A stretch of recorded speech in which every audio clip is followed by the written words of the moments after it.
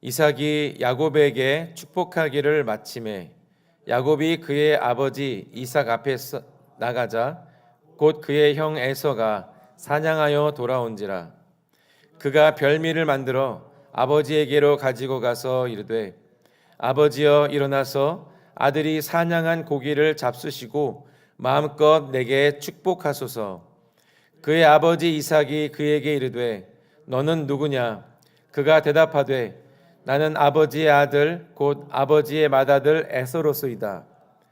이삭이 심히 크게 떨며 이르되 그러면 사냥한 고기를 내게 가져온 자가 누구냐? 내가 오기 전에 내가 다 먹고 그를 위하여 축복하였은즉 그가 반드시 복을 받을 것이니라.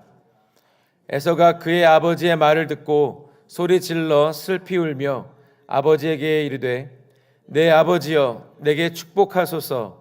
내게도 그리하소서. 이삭이 이르되 내 아우가 와서 속여 내 복을 빼앗았도다.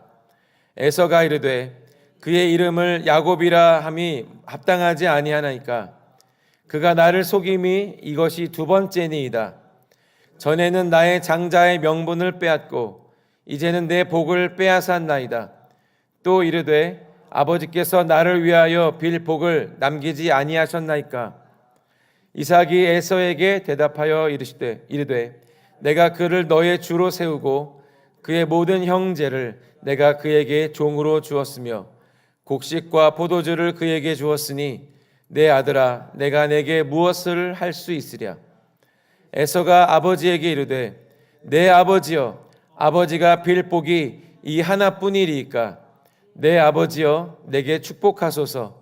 내게도 그리하소서 하고 소리를 높여 우니 그 아버지 이삭이 그에게 대답하여 이르되 내 주소는 땅의 기름짐에서 멀고 내리는 하늘 이슬에서 멀 것이며 너는 칼을 믿고 생활하겠고 내 아우를 섬길 것이며 내가 매임을 벗을 때에는 그 멍에를 내 목에서 떨쳐 버리리라 하였더라. 그의 아버지가 야곱에게 축복한 그 축복으로 말미암아 에서가 야곱을 미워하여 심중에 이르기를 아버지를 곡할 때가 가까웠은즉 내가 내 아우 야곱을 죽이리라 하였더니. 아멘. 한 가지 질문으로서 오늘의 메시지를 시작해 보려고 합니다. 인간이 하나님의 뜻을 변경할 수 있을까요? 사람이 하나님의 뜻을 바꿀 수 있겠습니까? 이 질문은 어리석은 질문처럼 들리지 않습니까? 당연히 아니요라고 대답할 것입니다. 인간이 하나님의 뜻을 변경할 수는 없습니다. 하나님의 뜻은 결과적으로 하나님께서 그 뜻을 이루실 것입니다. 그러나 문제는 우리가 어떻게 그 뜻을 대하느냐, 하나님의 뜻에 대하여 우리가 어떻게 응답하느냐에 달려 있습니다. 오늘의 본문을 통해서 저는 이삭을 좀 주목해 보려고 합니다. 지금까지 하나님을 잘 쫓아왔던 이삭이 하나님의 뜻을 거역하게 되었을 때 일어나는 일들을 우리가 이제 본문을 통해서 보고 있는 것인데요. 왜 이삭이 하나님의 뜻을 거역하고 있는가? 이것을 우리가 이해하기 위해서는 한 가지 우리가 기억해야 될 것이 있습니다. 그것은 인간의 육신이 연약하다라고 하는 것, 인간에게는 인간의 소욕이 있다라고 하는 것입니다. 다시 말해서 우리가 원하는 것과 우리가 가장 좋다라고 여기는 그것을 우리는 행하고자 하는 그러한 갈망이 있다라고 하는 것입니다. 그래서 우리는 모두 육신적으로는 연약하고 또 우리가 원하는 것과 하나님께서 말씀하시는 것 사이에 갈등이 생기게 될 때 우리는 육신의 소욕들이 항상 이제 우위를 점하는 것을 경험하게 됩니다. 이삭은 바로 이러한 상황 속에 난관에 봉착하고 있는 상태에서 그릇된 선택을 하였습니다.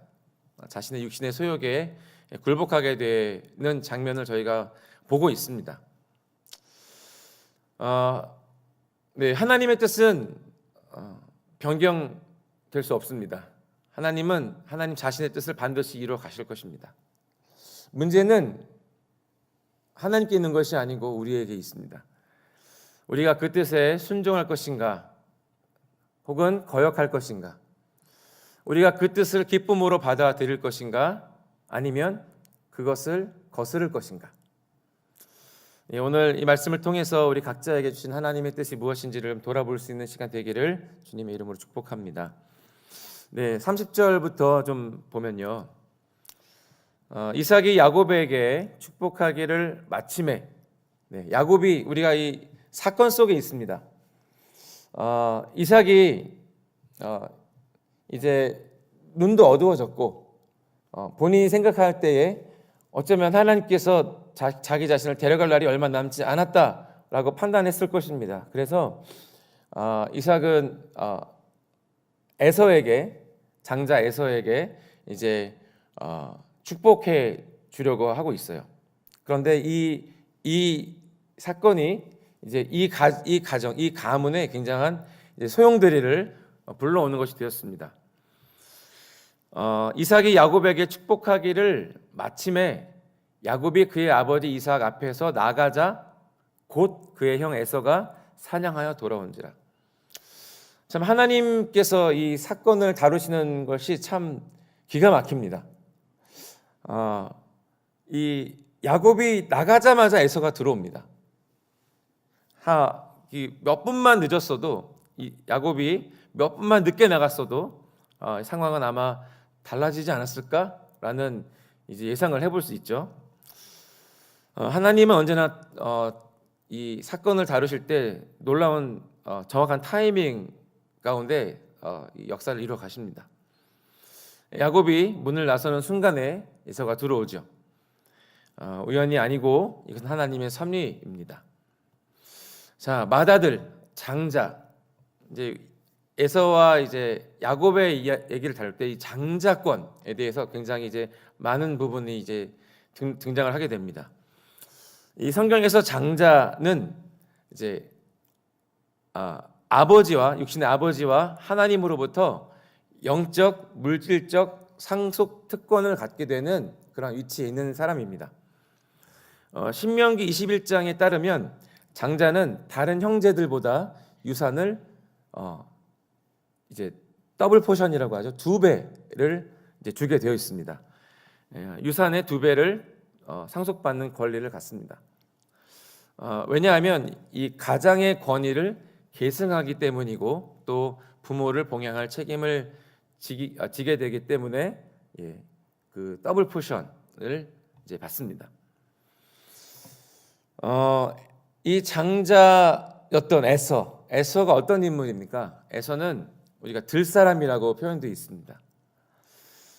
사냥하는 것이 이제 이 에서의 특징이죠. 이제 취미이자 특기입니다. 사냥하는 사람 에서, 또 그는 유흥에 심취했던 사람이고 어떤 가족의 영적인 발전에 대해서는 거의 관심이 없는, 평생을 자기 뜻대로 살았던 사람입니다. 근데 그럼에도 불구하고 그의 아버지 이삭은 에서를 옹호해 줍니다. 에서가 사냥을 잘 하고 그에게 별미를 이제 바쳤기 때문에 이제 이삭은 에서를 자랑스럽게 여겼어요. 뿐만 아니라 사냥을 잘하고 이제 아마도 외향적인 호방한 성격이었기 때문에 아마도 이삭은 에서를 이제 편애한 것 같습니다. 그리고 에서가 사냥한 고기 요리를 굉장히 좋아했던 것을 알 수가 있습니다. 이삭은 그의 맏아들 에서를 축복하기를 원했습니다. 그래서 어떤 방법을 통해서든 그에게 유업을 주려고 계획을 세웠습니다. 앞서서 제가 말씀드렸던 것처럼 이삭이 하나님의 뜻을 거슬렸다라고 하는 것이 바로 이 부분에 사실 있거든요.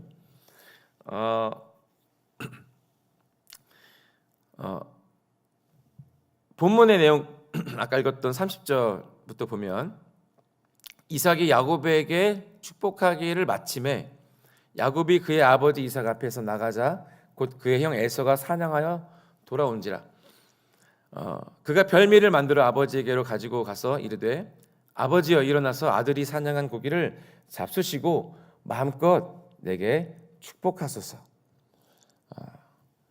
그러자 이제 이삭이 깜짝 놀랍니다. 너는 누구냐? 이삭이 에서에게 축복을 했다라고 여겼기 때문에 깜짝 놀랍니다.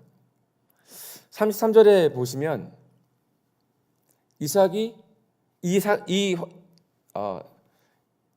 자신의 의도와는 다른 상황에 맞이했을 때 심히 크게 떨며 이르되라고 되어 있습니다. 저는 이 이삭이 심히 크게 떨었다라고 하는 이 장면에 조금 주목했습니다. 사실 오늘은 왜 이삭이 심히 크게 떨었을까요? 단순히 자신의 의도와는 다른 상황을 맞이했기 때문이었을까요? 앞서서 축복을 받은 자가 에서 너가 아니었구나. 그래, 다시 너에게 축복해 줄게 라고 할 수 있지 않았을까요? 이삭은 자신의 계획이 틀어졌음을 알게 되었습니다. 이 상황에서 별미를 즐기고 믿음으로 자신에게 있는 모든 축복을 그 장자에게 축복하였으나 그러나 그 축복을 가져간 자는 에서가 아니고 야곱이었습니다. 그 장자의 축복은 이제 야곱의 몫이 되었고 조금 후에 들어온 에서의 정체를 확인하는 순간 하나님의 섭리와 하나님의 간섭이 있다라고 하는 것을 알게 되면서 이삭은 심히 크게 떨게 됩니다. 이것은 신체적인 진동뿐만 아니라 이 두려움 때문에 떠는 것뿐만 아니라 그의 영혼의 깊은 공포와 충격을 이야기하는 표현입니다. 다시 말해서 이삭은 하나님의 뜻이 자신의 뜻을 무너뜨리는 순간이라는 것을 알게 된 바로 그 찰나였던 것입니다. 이삭은 사실은 야곱이 이 자신의 이 가문의 유업을 받는 것이 하나님의 뜻이라는 것을 알고 있었습니다. 어떻게 알았을까요? 그래서 어떻게 해서든지 에서에게 어떤 방식으로든지 그에게 유업을 주려고 사실은 계획을 했던 것입니다.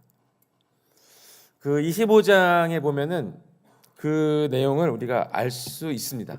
한번 25장으로 한번 가보겠습니다.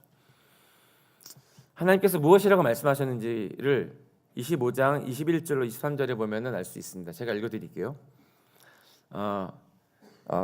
이 이삭의 아내 리브가가 이제 임신이 어려운 거예요. 난임 혹은 불임 상태였습니다.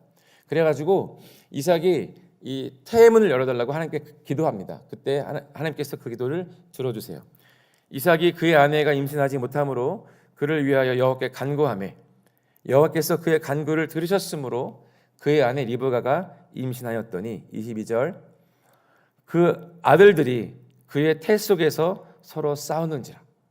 임신하였는데 쌍둥이인 것입니다. 근데 뱃속에서 이 두 아이가 싸우는 거예요. 그 산모도 알고 그의 아버지도 아는 겁니다. 이것이 보통 일이 아니었던 것 같아요. 그래서 이삭이 기도합니다. 그가 이르되 이럴 경우에는 내가 어찌 알고 하고 가서 여호와께 묻자온대 기도합니다. 그때 하나님께서 이삭의 기도에 이렇게 응답해 주십니다. 여호와께서 그에게 이르시되 두 국민이 내 태중에 있구나. 두 민족이 내 복중에서부터 나누이리라. 그러면서 결정적으로 이렇게 말씀하세요. 이 족속이 저 족속보다 강하겠고 큰 자가 어린 자를 섬기리라 하셨더라.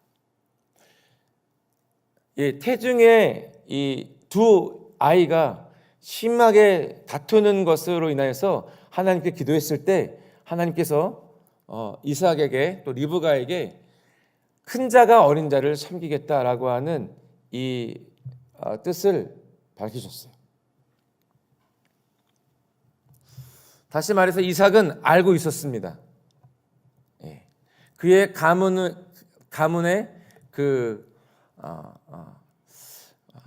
유업을 이어갈 자가 형이 아니라 동생이라고 하는 것을 알고 있었습니다. 그러나 이삭은 하나님께서 말씀하신 바를 거슬러서 행하였습니다. 하나님께 불순종하고 있다는 것을 사실 그는 알고 있었습니다. 그 아들들이 태어나기 전부터 하나님의 뜻이 무엇인지를 들었기 때문입니다. 하나님은 야곱이 메시아의 약속된 계보를 잇는 아들이 될 것이다 라고 하는 것을 말씀하셨습니다. 그래서 오래전에 큰 아들 에서가 동생인 야곱을 섬기게 되리라고 하는 말씀을 리브가가 사실 그것을 알고 있었기 때문에 이삭이 이제 에서를 축복하려고 할 때 조치를 취한 것이에요.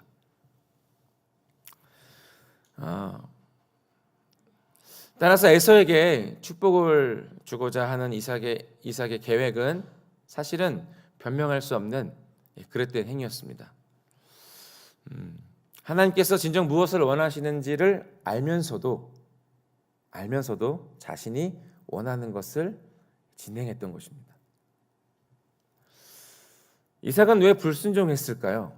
그 하나님의 뜻을 알고 있으면서도 왜 자신이 행하려고 했던, 자신이 원하는, 자신이 편애하는 아들에게 그 장자권을 그 에서가 동생에게 내어주는 것을 알면서도 이렇게 했을까요? 미국의 저명한 구약학자인 류폴드라는 분이 이 구절에 대해서 이렇게 기록한 내용인데 제가 한번 인용해 보겠습니다. 심리학적으로 볼 때 이삭은 하나님께서 정하신 것을 의도적으로 무시한 것처럼 보인다. 그리고 동시에 현명한 작은 궤변들을 통해서 그는 자기가 만일 에서에게 축복을 한다 해도 오래전에 선언된 하나님의 말씀을 어기는 것은 아닐 것이라고 스스로 믿게 되었던 것이다. 인간 마음의 이중성과 반역성을 알고 있던 그는 만일 인간의 마음이 참으로 고정되어 있다면, 무언가에 고정되어 있다면 하나님의 말씀이 아무리 분명하다고 하더라도 그것을 회피할 방도를 찾게 될 것이라고 생각했다라고 기록해 놓았습니다. 다시 이것을 요약해서 말하자면은 사람이 자기가 원하는 것이 있으면 하나님의 분명한 말씀이 있어도 온갖 핑계와 회피할 방법을 찾아내고야 만다라고 하는 것입니다.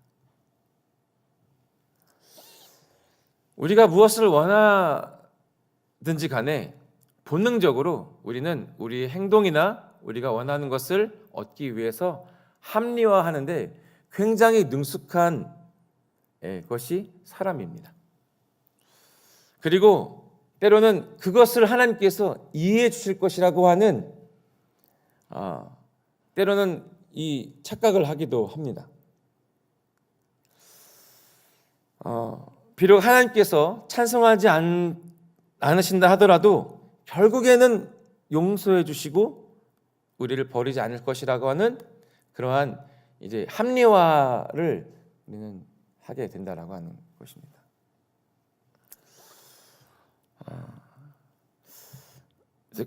간혹 이렇게 생각하기도 합니다. 나는 하나님의 아들이니까 아들이 원하는 것을 하나님께서 들어주실 거야 라고 하는 것으로 모든 것을 이제 결론 지으려고 하는 그러한 생각이 우리 가운데 혹시 있는지도 모르겠습니다. 하나님의 뜻을 추구하고 싶지만 그것에 대해서 마음이 닫힌 태도가 있습니다. 때로는 하나님의 뜻을 알기를 원하지만 그것을 불안해하는 것, 하나님의 뜻이 내 인생 가운데 많은 영향을 끼칠까봐 걱정을 하는 태도들이 때로 있을지도 모르겠습니다. 또 하나님의 뜻이 내가 받아들일 수 있는 정도, 내가 소화할 수 있는 정도에 국한하기를 원하는 마음도 있을지 모르겠습니다. 그래서 하나님의 뜻을 내가 통제하고 싶어하는, 내가 의도하는 바와 일치하도록 원하는 마음들이 있기도 합니다. 또 어떤 때에는 대체적으로 내가 원하는 것이 하나님께서 원하는 것이다 라고 생각하기도 합니다. 그리고 더 나아가서 하나님이 무엇을 말씀하시든지 간에 대체로 내가 행하기를 원하는 것을 행하는 그러한 태도도 있습니다. 그러나 우리는 믿음의 사람들은 그래서는 안 될 것입니다. 우리가 우리의 뜻을 하나님의 뜻을 행함에 있어서 그것을 나 중심적으로 내가 원하는 것을 행하기 위해서 하나님의 뜻을 어떻게 보면은 이제 합리화하는 그러한 태도는 우리에게서 굉장히 위험한 함정이라고 볼 수 있겠습니다. 우리는 하나님께 순종하는 자들입니다. 하나님께서 무엇을 우리에게 말씀하시든지 그것을 내가 소화할 수 있든 없든지 간에 그것이 하나님의 뜻이 맞다면 우리는 하나님의 뜻 앞에 우리 자신을 내어드릴 수 있는 자들이 되어야 합니다. 그리고 하나님을 기쁘시게 하기 위해서 우리는 노력해야 되는 자들이 되어야 합니다. 우리는 잘 아는 것처럼 아브라함의 순종에 대해서 우리는 잘 알고 있습니다.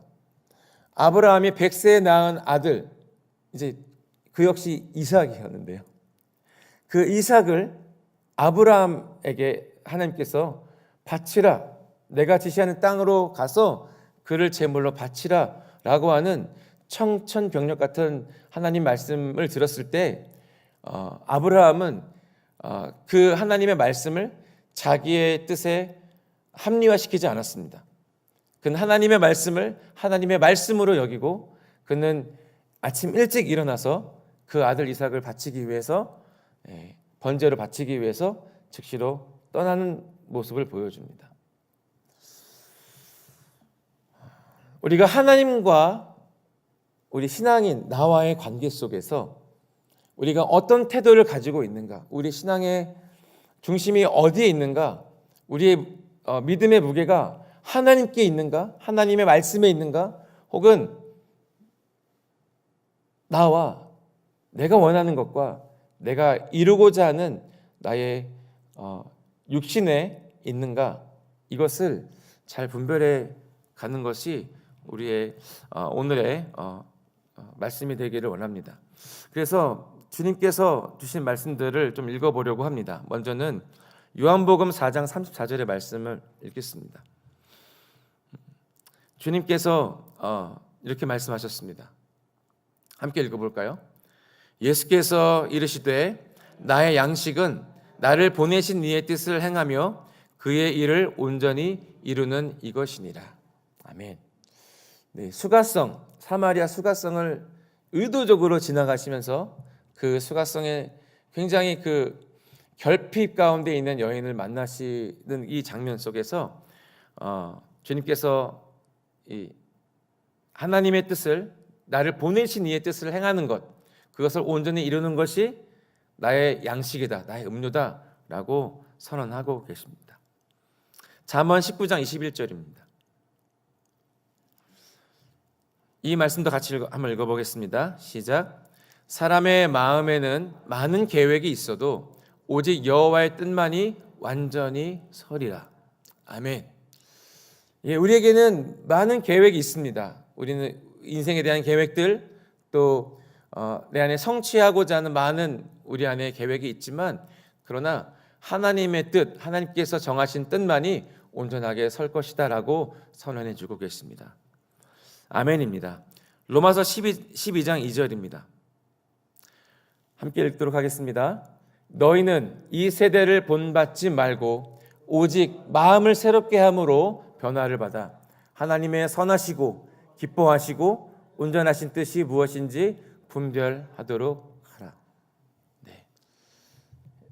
이 말씀 그대로 하나님께서 선하게 여기시는 것이 무엇인지, 하나님께서 온전하다라고 여기시는 하나님의 뜻이 무엇인지를 우리는 늘 분별해야 된다라고 권면하고 계십니다.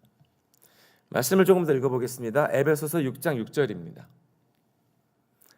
함께 읽겠습니다. 눈 가림만 하여 사람을 기쁘게 하는 자처럼 하지 말고 그리스도의 종들처럼 마음으로 하나님의 뜻을 행하고. 네.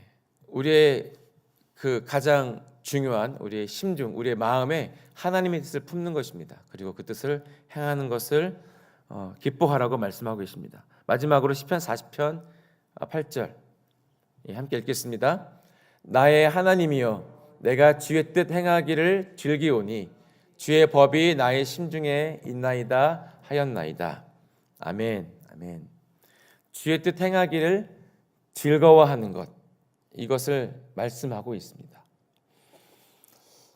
나의 뜻을 행하는 것, 내가 원하는 것을 이루어가는 것, 나의 성취, 나의 계획, 내가 목표로 한 것들을 성취하는 것보다 더 즐거운, 요즘 말로 하면 우리의 도파민이 네, 우리를 만족해하는 그것은 사실은 우리의 계획, 내가 원하는 것을 다 이루는 것보다 더 높은 기쁨은, 즐거움은 하나님의 뜻을 이루는 것이다 라고 하는 것을 성경은 말씀해 주고 계십니다.